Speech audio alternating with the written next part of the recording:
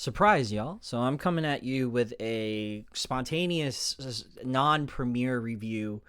This little segment I'm going to call Into the Void. And it's when I find movies that I feel are either very, very obscure to me or obscure to others. Movies that I find interesting. So, and maybe interesting in a bad way or interesting in a good way. Probably most likely good. Assume that any movie I kind of bring to your attention I like, or it's bad enough to talk about because I just had to get it out of my system. So the movie that I want to talk to you about is called The Last Video Store, and I came across it on Shudder. I didn't watch the trailer, but I saw the poster, and I was like, it had all of the vibes that I was feeling at the moment, which is to say, doused in neon and a very retro horror. So I was like, okay, cool. It's an hour and 15 minutes. Let's watch it. And what's cool about Shudder is you never know what you're gonna get if you've never heard of the movie. It's either really bad or really good, or sometimes it's in between. Either way, you always end up having something to talk about in terms of the movie you've watched. And if you've watched Psycho Gorman, right? If you like movies like Psycho Gorman or The Void, which are by the same director, and this isn't by that director, but if you like that aesthetic, that feel, and I'll show you for those who are uninitiated. This is what Psycho Gorman looks like. Like it's it's very much a nod to the era of the Power Rangers, where people used to wear suits, or the shows like Hercules or Xena, where people used to wear suits, creature suits, and they would speak, but their mouths wouldn't move. If you grew up on that, then you know what I'm talking about, because it's a very it's a thing that stuck out even then. It sticks out even now, but it's endearing, and people talk about it now. And it's like, you remember those shitty prosthetic suits where they would? It's so cool. Power Rangers doing backflips. So this movie is very much a nod to that aesthetic, that look. It takes place in a video store. And if you, like me, had an idea for a horror movie that takes place in a video store and hear this and go, oh man, I feel you. But there's still time, because this is a very different movie from what I had imagined I wanted to do. And it works. It's a nod to 70s film, 80s and 90s. And the concept is that there is a guy who lived through this thing called the Format Wars. And there's not a lot explained, but you get like a scroll at the beginning. But basically, it alludes to there being this sort of this post-dystopia world where there is no physical media, and he's the last film blockbuster, if you will, that's still left standing. It's not Blockbuster, but it's he's the last video store left standing, and this guy doesn't pay rent because no one comes and no one's worried about it. And he has one customer, and it's this little girl's, she's like a teen, these teenagers' dad who passed. And so she decides to return her deceased father's videotapes. And with it, she brings a videotape that is cursed. And she doesn't know anything about it, but when she brings it to this video store manager and clerk, because he's the only one that works there, he plays all the movies and starts talking to her about them. She doesn't care, but he's, as all film buffs, like I and many of you do, we just talk, and we don't care if anyone wants to listen about the movies. We finish talking and we finish saying what we're saying, because God damn it, people need to know. And he gets to the last tape, and this is like a VHS that plays like multiple tapes at the same time and just switch. If you're ancient like me, you know what I'm talking about. He puts this VHS in it, and then all of the creatures from all of the other VHSs that are in the VHS player come to life one by one. And so you have yourself a sci-fi movie from the 90s, so the effects of the creature are horrible on purpose, and he references it. He was like, at the time, these effects were everything. Now it's nuance, but I love it and it's endearing. And so like the creature comes to life in those shitty effects, and it's funny because you think, well, is that why they referenced it, because they can't afford to make better effects? But no, it's like 90s, and the effects in the 90s haven't aged well. If you've seen Spawn, those effects aren't great. The second film, it's a slasher. And it's very much their take on Jason. He's got a hockey mask. He wears like a lumberjack overall. Like it's very much, and they make fun of it.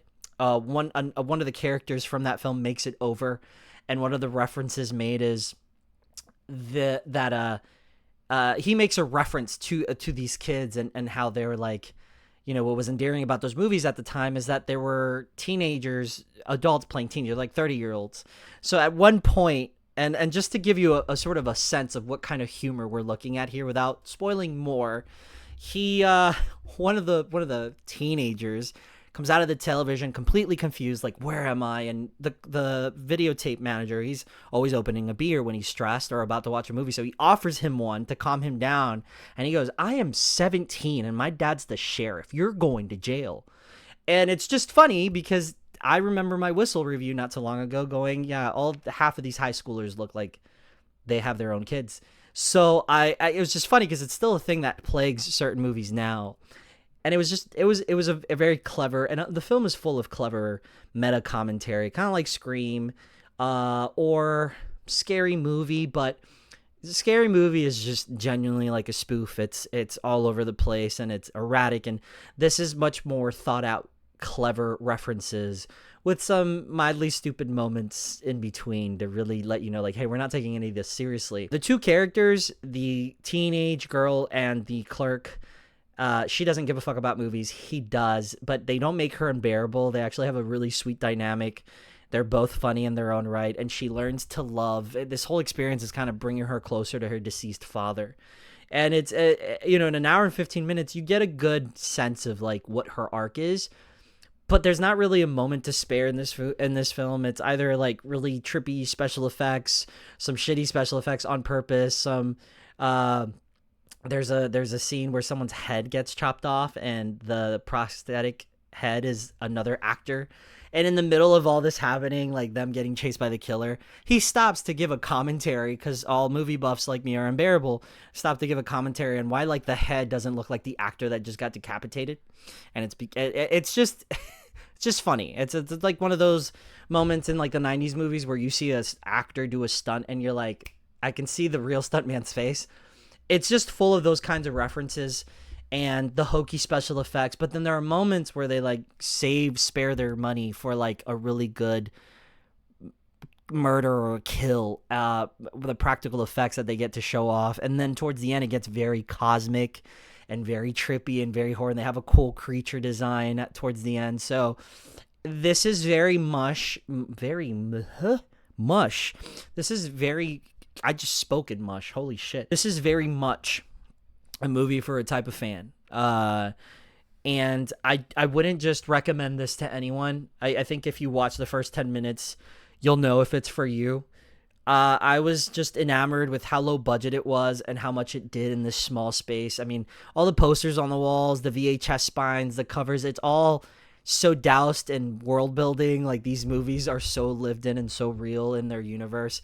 He has like a hut in the back that he lives, like an outhouse, and he's got posters all over the walls, and it just, these movies are real to him, and to the production design it just feels real. And there's beautiful moments of like just talking on film, like talking and speaking on movies, and like how much they mean to him, and it feels like he's talking at the audience or speaking for us. And it's just a movie that is clearly made by movie fans, horror fans, for people who want to take the time to support smaller projects. And I mean, nowadays smaller doesn't mean much, because Undertone was incredible, and that was a $500,000 movie. Dolly was $175,000. Jimmy and Stiggs was $250,000. Terrifier 2 was also that much. Good Boy was 5 figures. So like nowadays, low budget is really doing it.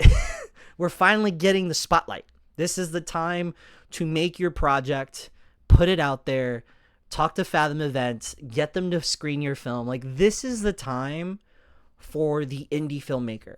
And there's never been a better time with platforms like YouTube, with streaming services like Screambox and Tubi and Shudder. This is the time, and this movie feels like a love letter to people who want to make movies. So If this sounds like something you want to spend an hour and 15 minutes on, I'm happy I did. I really loved it. I think you will too, if it's even remotely making you curious. And that's it. That's all I got for you.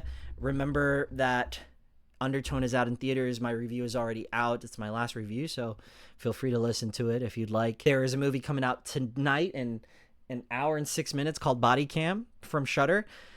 I'm sure that some of you have heard of it. It's a body cam horror movie about cops going into a crack house, and it's everybody in there is demonically possessed, and then somehow they run away and the whole city's going crazy.